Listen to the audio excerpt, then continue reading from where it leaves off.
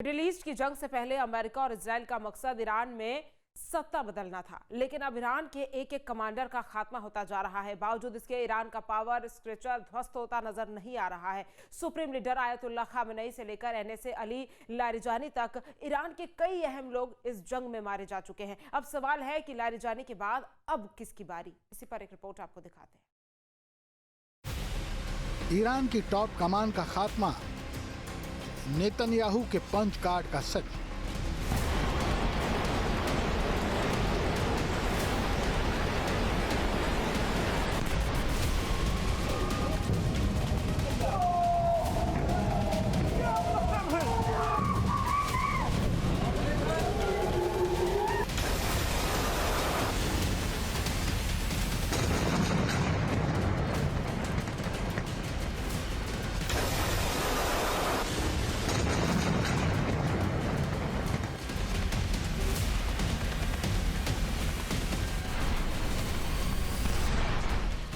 Iran के 200 ठिकानों पर बिना रुके attack.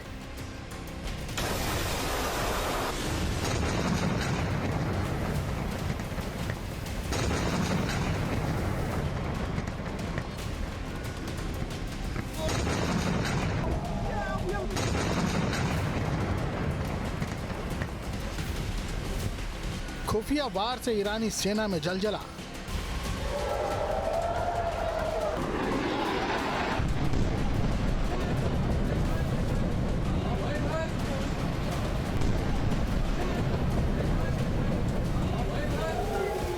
Supreme leader Ayatollah Khamenei से लेकर अली लारिजानी तक एक एक कर ईरान अपने नुमाइंदों की मौत का सिलसिला देख रहा है। ऐसा लग रहा है जैसे कि काउंटिंग चल रही हो।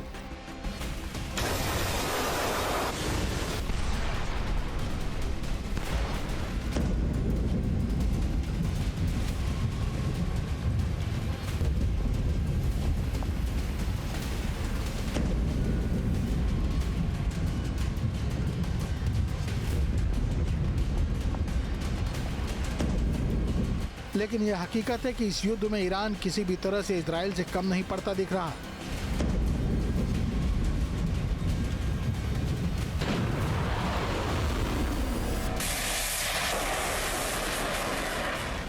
ईरान की मिसाइलें और उसके ड्रोन ने मिडिल ईस्ट में अमेरिकी बेस से लेकर इजरायली शहरों को दहला रखा है।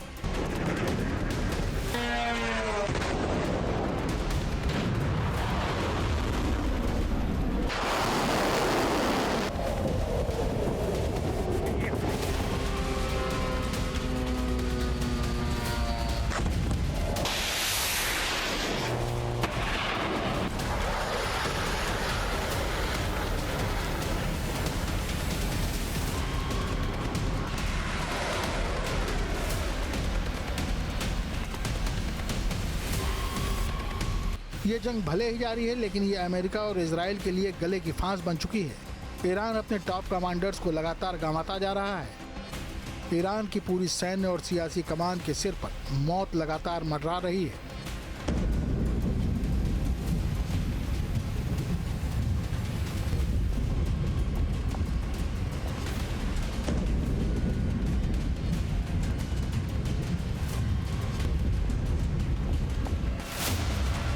ईरान में हर एक मौत के बाद यही सवाल उठ रहा है कि अब अगला नंबर किसका होगा और जो इस खाली जगह को भरेगा उसका क्या हश्र होगा।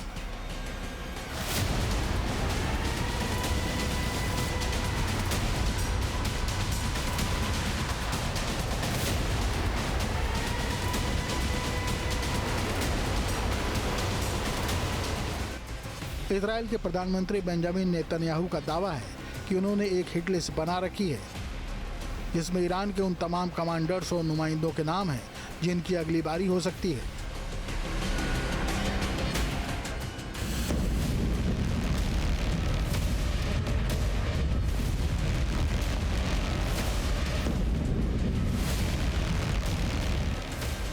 नेतन्याहू अपनी हिट लिस्ट को पंच कार्ड बता रहे हैं और खुलेआम कह रहे हैं कि इस कार्ड में जिन जिन ईरानी कमांडर्स और नुमाइंदों के नाम हैं उसे वो टारगेट के नंबर के मुताबिक मिटाते जा रहे हैं।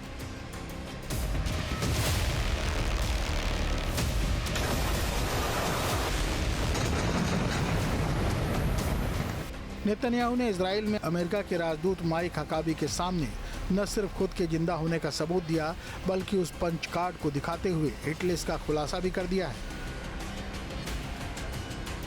Mr. Prime Minister, I wanted you to know the president asked me to come and make sure you were okay. राष्ट्रपति ट्रंप मुझसे जानना चाहते हैं कि आप ठीक हैं। यस माइक, मैं जिंदा हूं। मैंने इसे चेक किया और मैं खुश हूं, लेकिन राष्ट्रपति आपकी खैरियत को लेकर आश्वस्त होना चाहते हैं।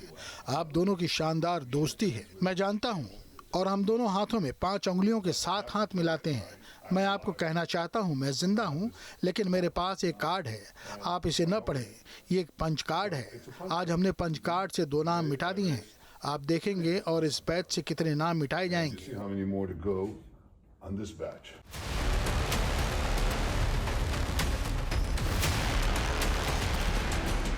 नेतन्याहू ने अमेरिकी राजदूत को ये पंच कार्ड ईरान के national security adviser Ali Larijani और Basij commander Gholam Reza Soleimani की मौत की जिम्मेदारी लेने के कुछ घंटों बाद ही दिखाया था।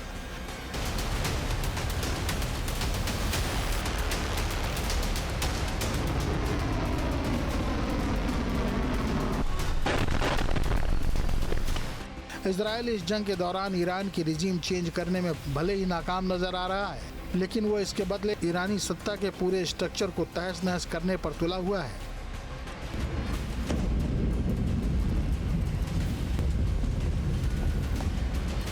इजराइल की कामयाबी भी हैरत अंगेज।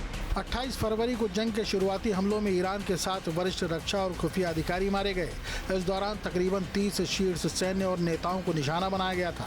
28 फरवरी के अटैक में मारे जाने वाले supreme leader Ayatollah Ali Khamenei पहले नंबर पर थे। उनके अलावा मरने वालों में शीर्ष सुरक्षा सलाहकार अली शमखानी, IRGC के commander Mohammad Pakpour, armed force के chief of staff Abdul Rahim Mousavi और रक्षा मंत्री अजीज नासिर जादेह शामिल थे। 28 फरवरी को खामेनेई के मुख्य सैन्य सचिव मोहम्मद शिराजी, सैन्य खुफिया प्रमुख सालेह असादी, ईरान के परमाणु हथियार अनुसंधान संगठन के अध्यक्ष हुसैन जबल एमेलियन और संगठन के पूर्व अध्यक्ष रजा मुजाफरी निया भी मारे गए थे। 3 मार्च को इजरायली सेना ने दावा किया था कि रक्षा मंत्री नासिर जादेह की मौत के बाद नियुक्त नए रक्षा मंत्री माजिद इब्न अल रेजा को हवाई हमले में मार गिराया गया है। 3 मार्च को ही IRGC के कुछ फोर्स के शीर्ष सदस्य रजा खजाई लेबनान के बेरूत में हुए एक हमले में मारे गए थे। इसके बाद 8 मार्च को बेरूत के होटल पर इजरायली ड्रोन हमले में IRGC के कम से कम 4 अधिकारियों को मारने का दावा किया गया था। 12 मार्च को इजराइल की सेना ने बेरूत में IRGC की मिसाइल यूनिट के ऑपरेशन कमांडर अबू धर मोहम्मदी की हत्या की जिम्मेदारी ली थी। 18 मार्च को इजराइल ने बताया कि 17 मार्च को तेहरान के एक सुरक्षित ठिकाने पर हमला किया गया था, जिसमें NSA अली लारिजानी को मार डाला गया। इतना ही नहीं, 17 मार्च को एक और हमले में बसीज फोर्स के कमांडर गुलाम रजा सुलेमानी की भी हत्या कर दी गई। हालांकि लारिजानी सैन्य कमांडर नहीं थे, लेकिन खामेनेई की मौत के बाद वो ईरान के रणनीतिक और पलटवार के फैसलों में निर्णायक भूमिका निभा रहे थे। ईरान के मिलिट्री और राजनीतिक सिस्टम में लारिजानी की मौजूदगी मायने रखती है। अमेरिका और इजराइल दोनों ही लगातार ईरान की टॉप पॉलिटिकल और मिलिट्री लीडरशिप को टारगेट कर रहे हैं। जिस तरह से उन्होंने 28 फरवरी को ईरान के सुप्रीम लीडर आयतुल्लाह खामेनी को ख़त्म किया, अब उन्होंने ईरान के नेशनल सिक्योरिटी एडवाइज़र अली लारजानी को भी कल रात ख़त्म कर दिया। यह दर्शाता है कि अमेरिका जानता है और इजराइल भी जानता है कि किसी भी युद्ध के चलते अगर पॉलिटिकल या मिलिट्री लीडरशिप को एलिमिनेट कर दिया जाए तो बाकी जो फौज है, बाकी जो कूटनीतिक राजनीतिक तंत्र है, थोड़ा सा चरमरा जाता है। अमेरिका और इजराइल के हमलों का शिकार ईरान की टॉप कमान में मुख्य तौर से IRGC और आर्म फोर्स के सीनियर कमांडर्स रहे हैं।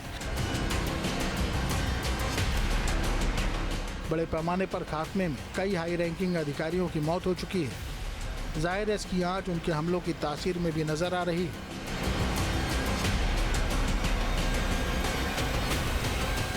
इन तमाम मौतों ने ईरान के कमांड एंड कंट्रोल सिस्टम में गंभीर रुकावट पैदा कर दी है। मसलन IRGC कमांडर मोहम्मद पाकपुर और arm forces chief Abdul Rahim Mousavi, 2 रक्षा मंत्री और अब लारिजानी के मारे जाने के फैसले का समन्वय बुरी तरह प्रभावित हुआ है। इससे मिसाइल और ड्रोन लॉन्च की प्लानिंग, टारगेटिंग और रियल टाइम फैसले में देरी या गड़बड़ी भी हो रही है। ड्रोन स्वार्म हमले की तैयारी, मेंटेनेंस और बड़े स्केल पर तैनाती पर भी असर पड़ा है। हालांकि ईरान अभी भी कुछ ड्रोन हमले कर रहा है, लेकिन पहले जितनी तीव्रता नहीं रही। ईरान की मिसाइल स्टॉक पाइल और इंफ्रास्ट्रक्चर को नुकसान पहुंचा है, क्योंकि कमांडर्स के साथ साथ पार्चिन जैसे मिसाइल या ड्रोन डेवलपमेंट साइट पर भी हमले हुए हैं। 50 से 60% मिसाइल लॉन्चर्स नष्ट हो चुके हैं, जिससे बचे हुए मिसाइल्स और ड्रोन को प्रभावी ढंग से इस्तेमाल करना मुश्किल हो रहा है। ईरान को खतरा महसूस हो रहा है कि कमांडर्स पर जानलेवा हमला ईरान की प्रॉक्सी फोर्स के मनोबल को भी तोड़ रहा है।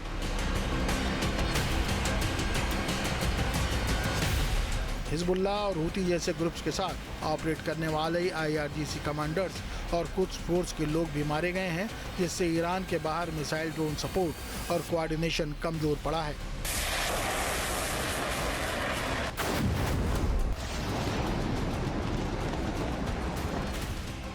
कमांडर्स की सीरियल मौत के बावजूद ईरान के हमलों की रफ्तार में कमी नहीं आ रही है, और न ही एक कमांडर के बाद दूसरे कमांडर का आकर कमान संभालने में कोई फर्क आ रहा है। इसके पीछे वजह है ईरान का सैन्य ढांचा, जिसे मोज़ैक सिस्टम कहा जाता है। ईरान का मोज़ैक सिस्टम ऐसी सैन्य रणनीति है जिसे अमेरिका और इजराइल जैसे ताकतवर दुश्मनों का सामना करने के लिए बनाया गया है। मोज़ैक सिस्टम का मकसद साफ है, सुप्रीम लीडर्स और टॉप कमांडर्स का खात्मा हो भी जाए तो सैन्य मशीनरी और जवाबी हमले न रुकें। मोज़ैक सिस्टम को सुसाइड प्रूफ प्लान भी कहा जाता है, यानी हेडलेस सिस्टम भी कारगर साबित हो सकता है। इसमें टॉप से लेकर बॉटम तक उत्तराधिकारी की योजना पहले से तैयार रहती है। इसी रणनीति के तहत ही IRGC को 31 अलग अलग प्रांतीय यूनिट में बांटा गया है, ताकि तेहरान से संपर्क टूट जाने पर भी स्थानीय कमांडर अपने स्तर से मिसाइल या ड्रोन हमले का फैसला ले सकें। मोज़ैक सिस्टम का ही असर है कि ईरान ने मिलिट्री एसेट्स को एक जगह रखने के बजाय पूरे देश में फैला रखा है, जिसमें अंडरग्राउंड मिसाइल सिटी और बंकर इसका हिस्सा है। मोज़ैक सिस्टम के बूते ही ईरान ने खुद को हिट एंड रन के मामले में माहिर कर लिया है। ईरान की टॉप कमान का नेस्तनाबूद होना ईरान की सबसे बड़ी ताकत यानी मिसाइल और ड्रोन के ऑपरेशनल कोऑर्डिनेशन पर जबरदस्त चोट है। अली लारिजानी जैसे रणनीतिक दिमाग की मौत के बाद ईरान की हमलावर शक्ति के घटने की बातें की जा रही हैं। हालांकि ईरान अभी भी पलटवार कर रहा है, लेकिन स्केल और असर में कमी आ रही है। Team news state.